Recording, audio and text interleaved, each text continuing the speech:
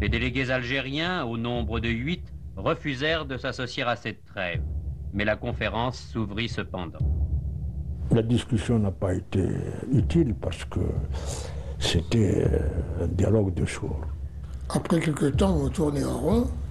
Le général a dit à Jox, il faut arrêter.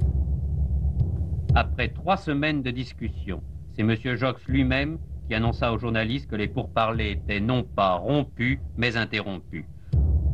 Cette guerre a été quelque chose de si ignoblement violent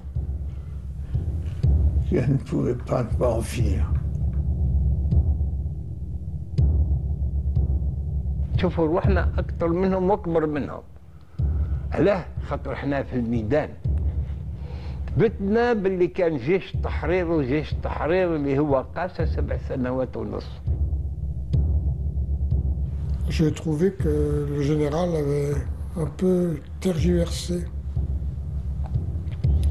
Parce qu'il avait mis des préalables qu'il a abandonnés les uns après les autres. Le cessez-le-feu est un aboutissement du règlement politique et non pas un préalable à la négociation comme voulait la partie française.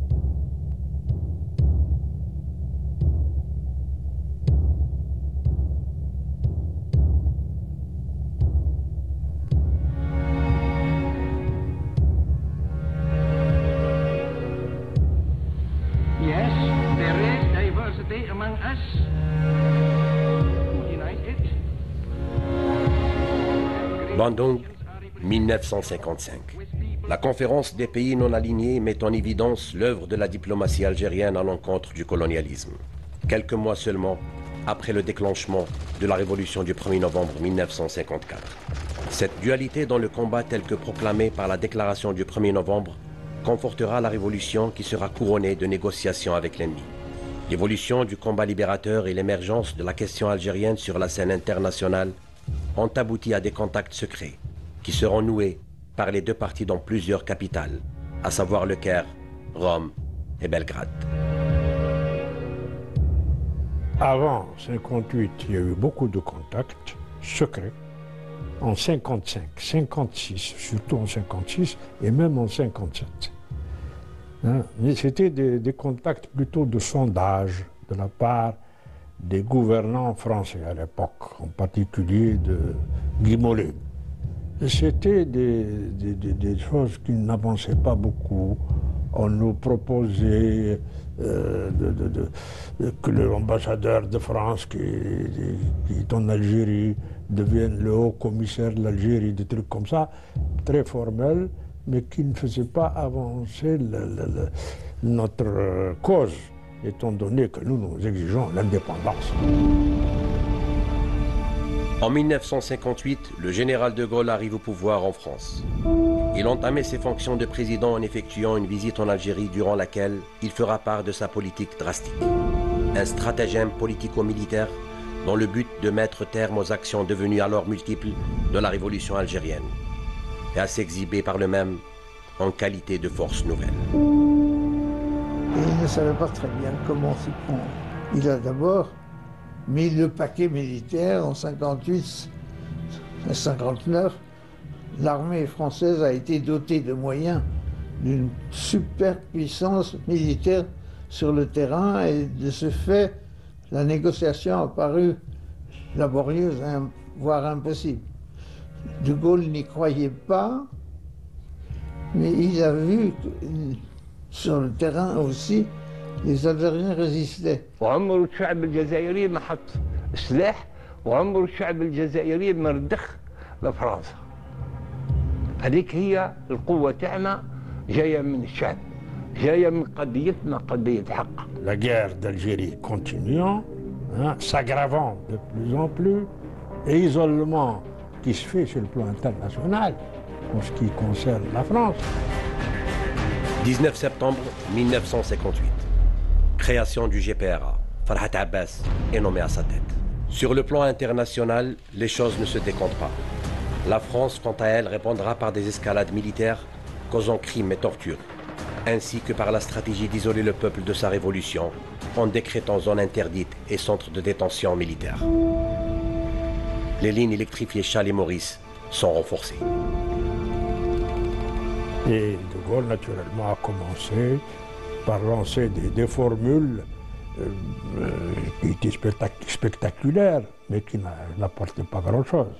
Par exemple, il a commencé, sa première déclaration sur l'Algérie, c'est de dire la paix des braves. Allons à la paix des braves.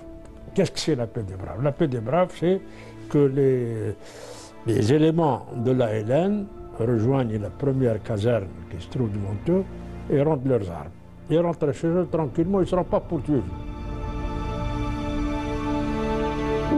Le combat armé mené avec détermination par l'ALN et la guerre diplomatique poignante contre la France obligeront De Gaulle à accepter la solution diplomatique.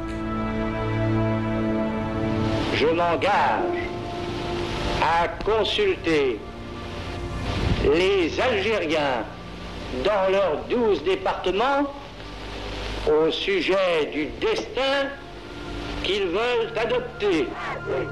Il était obligé, il avait réfléchi, etc.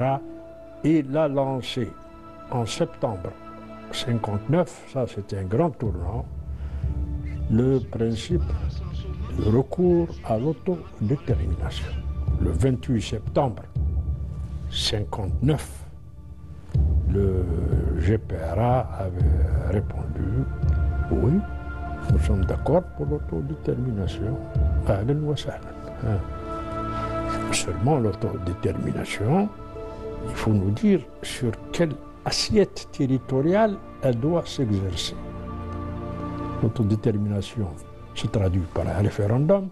Ce référendum doit être objectif, sérieux, hein? Il ne faut pas qu'il y ait de tricherie, ni de fraude, ni de pression.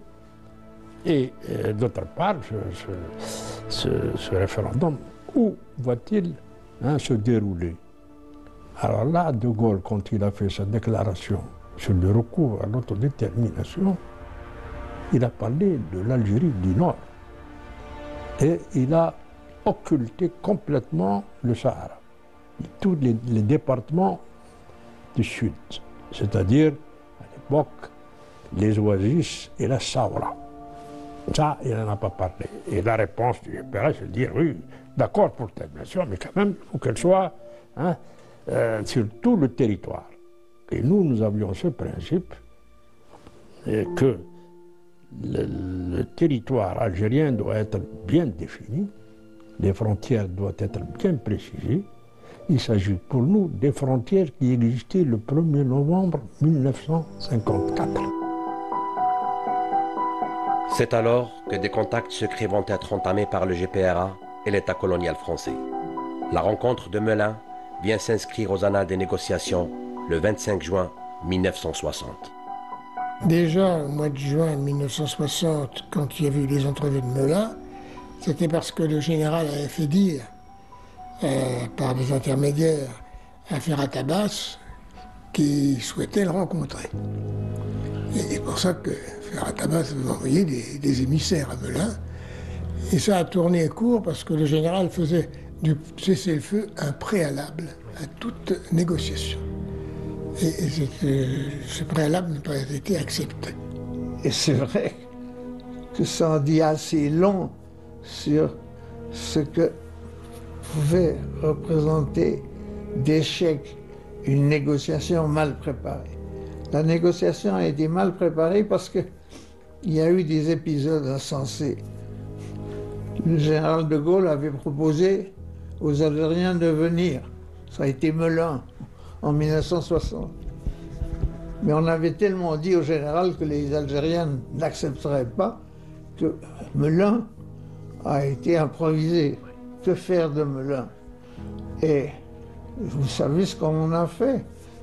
Ça en dit long sur l'imbroglio. On a dit aux Algériens qu'ils n'avaient pas le bon texte, que le texte qu'ils avaient en main, à savoir le général de Gaulle demandant la fin des combats, virgule, la destination des armes, virgule, le sort des combattants, point. C'était pas le texte correct. que le texte correct était la fin des combats, 2 points. Le sort des combattants, la destination des armes, il n'y a rien d'autre au programme. Comment voulez-vous que les Algériens négocient dans des conditions pareilles? Ça en dit long sur ce qu'était la façon constante de compliquer la tâche de ceux qui voulaient la négociation et de ceux qui ne la voulaient pas, et qui étaient évidemment en nombre, parce que ceux qui ne la voulaient pas se rendaient bien compte que si l'on commençait à négocier, tout allait s'effriter, et peu à peu, l'Algérie française devenir vraiment l'Algérie algérienne. Au bout de 3 jours, il fallait arrêter cette discussion et rentrer chez soi. Donc, échec total de cette rencontre de Melun, avec évidemment cette nuance pour nous. Il y avait l'aspect positif, c'était ils ont reconnu le GPRA comme interlocuteur. Ça, c'était quelque chose d'important qui a eu son effet sur le plan international, et c'est De Gaulle qui a payé les pots cassés. Ensuite, il y a eu des révoltes à Alger. Nous avons eu le putsch des généraux, Chal, Jouot, Salan et Zeller. Et le général a décidé, après ça, d'essayer de renouer avec le FLN. C'est là que le rôle de Boulahrouf aussi, qui a été positif en Suisse, la recherche de voir si les Suisses peuvent être des intermédiaires pour avancer la chose, parce qu'ils étaient pour la paix. Beaucoup de pays étaient pour la paix, la Suisse en particulier. Et donc là, on a eu un homme de certaine envergure quand même, qui était Olivier Long. Et Olivier Long, il a fait des efforts, il connaissait Jox personnellement, ils ont fait des études ensemble, etc. Jox était le ministre d'État chargé des affaires algériennes. Alors, donc, avec Olivier Long, il y a eu des contacts qui commençaient à se faire. Et on a eu pour la première fois, je vous ai parlé tout à l'heure des contacts secrets avec Guy Mollet, etc. Et là, pour la première fois, on a eu un contact sérieux. La médiation suisse interviendra à cette phase de négociation pour jouer un rôle important, et dont l'auteur est Olivier Long, un nom illustre que l'histoire retiendra à jamais. Pour la première fois, là, on a compris qu'il y a une volonté de l'autre côté pour régler le problème. Alors là, il y a eu l'organisation d'un contact en Suisse, à Lucerne, en février, et un autre qui a suivi 15 jours après, à Neuchâtel, toujours en Suisse. Et l'interlocuteur français qui est venu, l'émissaire français, c'était Pompidou lui-même. Alors les Français ont posé le cessez-le-feu comme un préalable, et ils exigeaient qu'on arrête donc le combat si on veut négocier, ce qui n'était pas d'accord. Et deuxièmement, ils voulaient négocier avec toutes les tendances, comme ils disent, algériennes. Alors là, c'était à l'encontre de notre position. Et le général a eu, au même moment, fait une déclaration disant qu'on allait consulter aussi l'UMPLA, et parce qu'il fallait parler avec toutes les tendances. Le FLN ne pouvait pas supporter l'idée qu'il y ait un autre parti que lui pour défendre l'Algérie, a décidé de ne pas d'annuler les négociations. En fait, ils ont compris que c'est pas la peine de perdre leur temps. S'ils veulent négocier, ils n'ont qu'à négocier avec le FLN, c'est tout. Arrivé à cette étape cruciale, l'ALN s'est davantage organisée. Pour sa part, la diplomatie de guerre du FLN a su impacter à tous les niveaux, d'où la question algérienne prendra une dimension internationale et l'aboutissement sera imminent. De Gaulle a fini a fini par céder sur cette question. Après Neuchâtel, quand il a vu qu'on était décidé à ne pas transiger sur la question du cessez-le-feu, il a envoyé une note qui est venue avec Bruno Deleuze, un des émissaires français, une note écrite à la main par De Gaulle disant « Dites à vos interlocuteurs algériens qu'il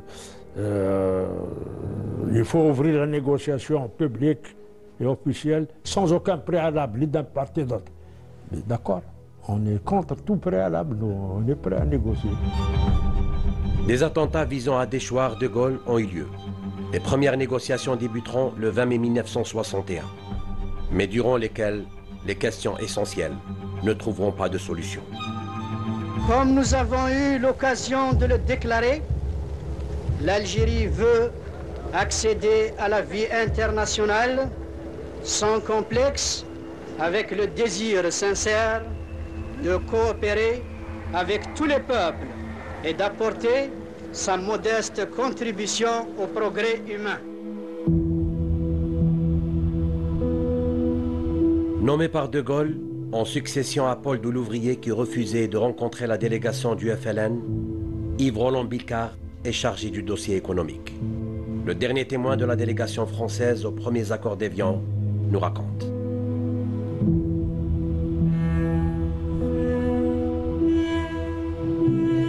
On n'avait plus personne. De Gaulle a dit, moi j'ai quelqu'un, mon cabinet, qui est inspecteur des finances, qui connaît tous ces problèmes-là, bon, allez-y. Donc c'était Yves Roland-Bicard. Je suis donc le spécialiste par défaut, parce que celui qui devait venir, c'est Delouvrier. Voilà donc, la raison pour laquelle j'étais là. Et c'est moi qui avais la charge de tout le dossier économique, donc du pétrole, donc du Sahara. En fait, très vite, on a vu quels étaient les points qui accrochaient dans la négociation. Le général voulait d'abord avoir un statut pour les pieds noirs, qu'ils aient une espèce de... qui constitue une espèce de communauté, avec des droits spéciaux. Donc un statut privilégié pour les pieds noirs. Il voulait d'autre part que le Sahara ne fasse pas partie de l'Algérie. Il y avait le problème donc du territoire. Le territoire, pas seulement le problème du Sahara, mais aussi le problème de Merj el-Kbir. Merj el-Kbir, il voulait que ce soit une enclave de souveraineté française, c'est-à-dire le Gibraltar français, au flanc de l'Algérie. C'est-à-dire, ça a été rejeté, bien sûr. Il voulait maintenir les bases, et surtout, ils avaient des bases nucléaires, atomiques, dans le sud. Alors, il y avait Heinecker, il y avait Reagan, il y avait le périmètre Colomb-Béchar à Maguire, etc. C'est là que la fusée, là ils ont fait leur bombe atomique, là-bas, Reagan, et ensuite ils ont fait aussi leur fusée. La fusée Marianne qu'ils ont fait en Polynésie avait commencé à Béchar, hein, dans le centre d'essais spéciaux, n'est-ce pas?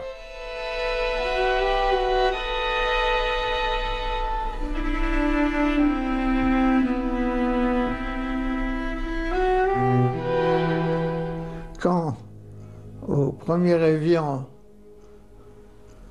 M. Jacques, qui présidait la délégation, déclare qu'on ne va pas parler du Sahara parce que ce n'est pas le sujet, la dame se lève en disant « Écoutez, je suis navré, il faut que je m'en aille parce que le Sahara, c'est mon affaire. » قال لك صحراء فرنسويه وصحراء خاطبه تبعاش سعد بيحلب الدكان نتاعو والفياقه تاعو والقدره تاعو وقف. قعد جوز قال له مسيو دالاب قال له vous dites que je suis français parce que moi je suis du sud قال له je suis du sud et vous dites que le sud c'est français donc moi je suis français j'ai rien à faire avec les Algériens reste ici. قال له bon monsieur دالاب on a compris فهمنا. Donc moi je suis français. J'ai rien à faire avec les Algériens. Je reste ici. On a compris. On a compris, Femna. Il savait très très bien qu'une guerre comme la guerre d'Algérie allait se gagner par la discussion. Et forcer à la conviction l'adversaire. Autrement dit, la négociation était très importante. Et il l'amenait comme personne.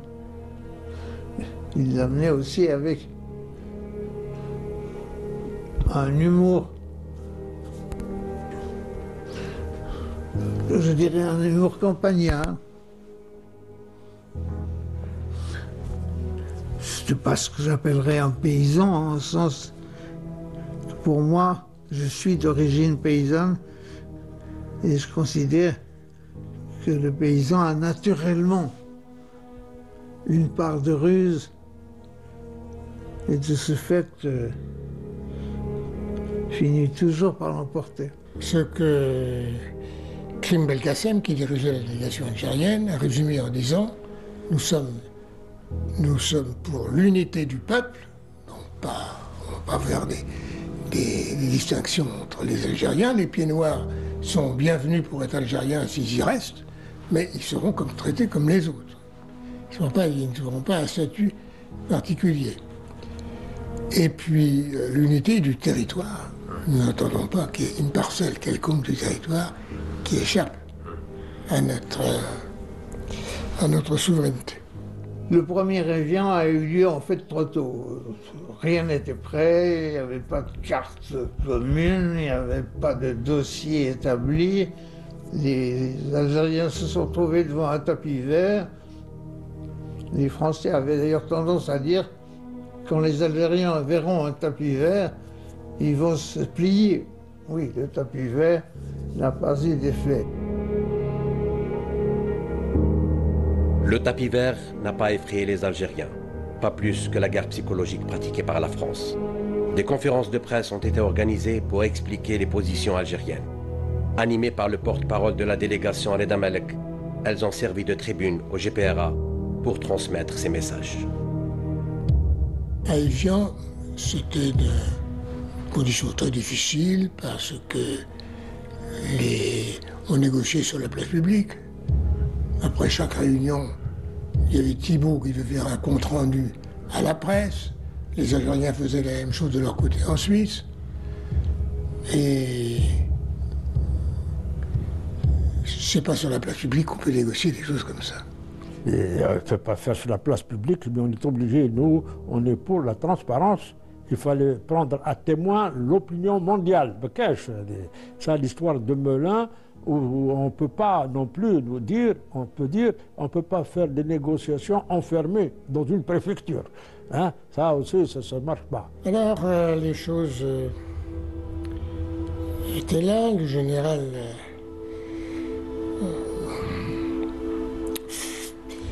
général pense qu'il faut reprendre contact, il faut reprendre des contacts avec le FLN. Et on décide de se retrouver à l'automne à Lugrin, une autre ville au bord du lac de Genève, dans un château, un vieux château. Et bon, voilà, les mêmes problèmes, les mêmes réponses, les mêmes incompréhensions qui se concentrent vraiment sur le problème du Sahara. Krim Belkacem, qui dirige la délégation, disait non. Nous voulons une réponse sur le Sahara. Si il n'y a pas de réponse, on est obligé de quitter la salle et de rentrer chez nous. De toute façon, le combat se poursuit. C'est jamais arrêté. Après Lugrin, le général nous fait venir avec Jox, Claude Chaillet et Bruno Deleuze, et l'équipe vraiment de négociation, pour on lui donne, pour d'abord qu'on entende ses instructions et qu'éventuellement on fasse part de ses observations. Moi, un peu jeune chien, j'avais 36 ans, j'ai cru que j'avais le droit de dire quelque chose.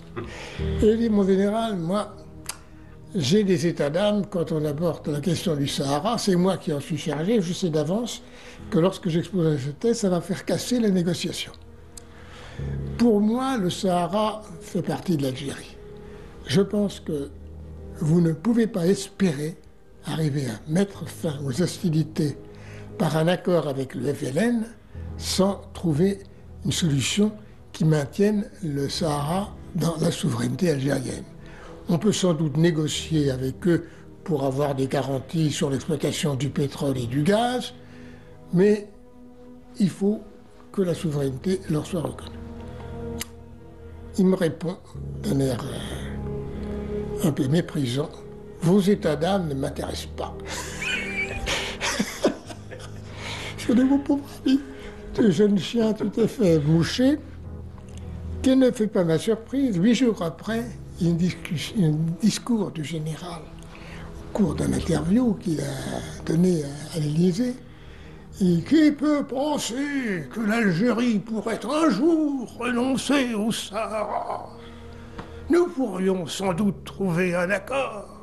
Conférence de presse de Gaulle, et il fait une ouverture sur le Sahara, avec une formule en disant, en ce qui concerne la souveraineté sur le Sahara, il ne saurait y avoir d'ambiguïté dès lors que nous tomberions d'accord sur une politique générale de la coopération.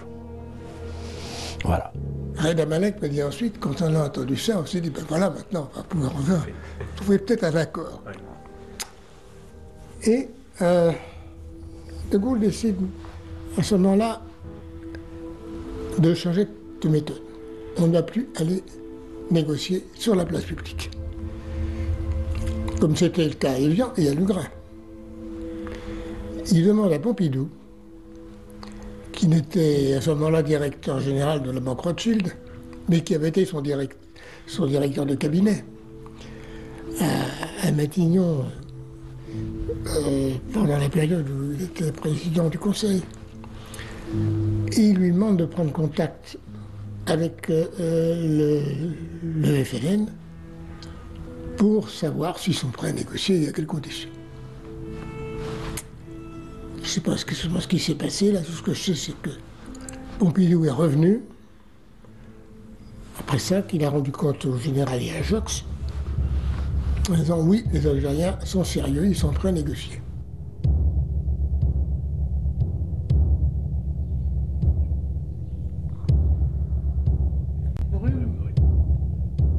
Le journaliste suisse, spécialiste de la question algérienne, Charles-Henri Favreau, suivait de près les discussions en raison de ses relations entretenues avec la délégation algérienne. Avec Reda Amalek surtout, parce que c'était lui le porte-parole. Et c'était naturel que je sois très proche de lui. J'avais été très proche de lui pendant toute la période de la guerre d'Algérie à Tunis. Et nous étions, nous étions amis. À l'époque, Reda Amalek et Ahmed Boumenzel étaient un peu les interlocuteurs des journalistes qui se faisaient appeler d'ailleurs le Maghreb Circus. C'était un certain nombre de journalistes qui avaient pour fonction d'essayer de comprendre ce qui se passait. Et parmi ces journalistes, il y avait Brady du New York Times, Matthews de la BBC, Jean Daniel, que tout le monde connaît, Jean-François Kahn, Lambotte, enfin bref. J'étais assez sollicité par eux parce que j'avais souvent ce qu'on appelle des scoops. J'étais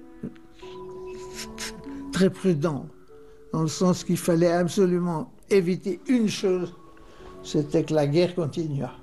Il fallait absolument finir avec ce conflit effrayant dont le peuple algérien faisait les frais dans quelle proportion très désastreuse. Croyez-moi, on l'a un peu oublié. Ça a été des années terribles, que les années de la guerre d'Algérie. La question algérienne attire l'attention de l'ensemble de la communauté internationale par la crédibilité de sa révolution et l'obstination de la partie française. Et c'est là que s'écrit le dernier chapitre de l'histoire des négociations. Quelque temps après, Jox rencontre avec Bruno Deleuze et Claude Chaillet Saad Dalab, et ils se mettent d'accord sur cette méthode. Alors moi j'ai été chargé de préparer des textes sur les sujets qui relevaient de ma compétence. Il y avait les problèmes économiques, la garantie des droits et économiques, et puis beaucoup de dispositions concernant le code pétrolier, le pétrole.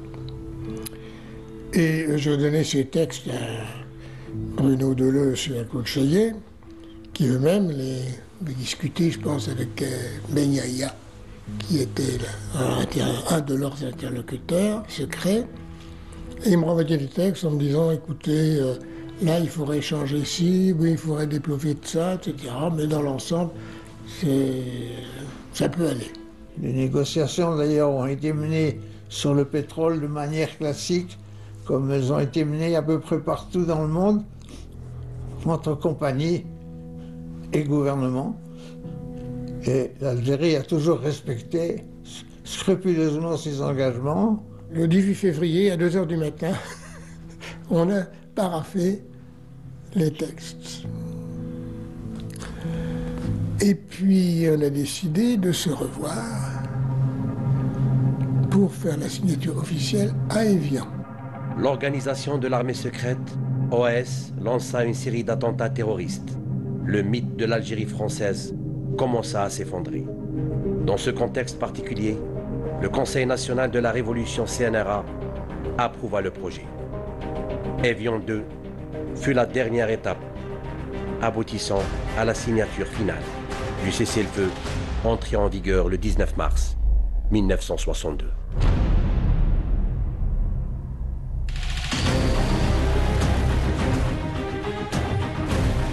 ونهار وصلنا ليبيا وصلنا وتحل بروحنا تلاقينا مع جنرال دو كامارك ومعه هو تانا فهمتي ديليغاسيون ميليتير كي طرحوا المشكل هذا قال لا قال هل نجحتوا وانتم باش تهبطوا جيش تحرير الكازرنات؟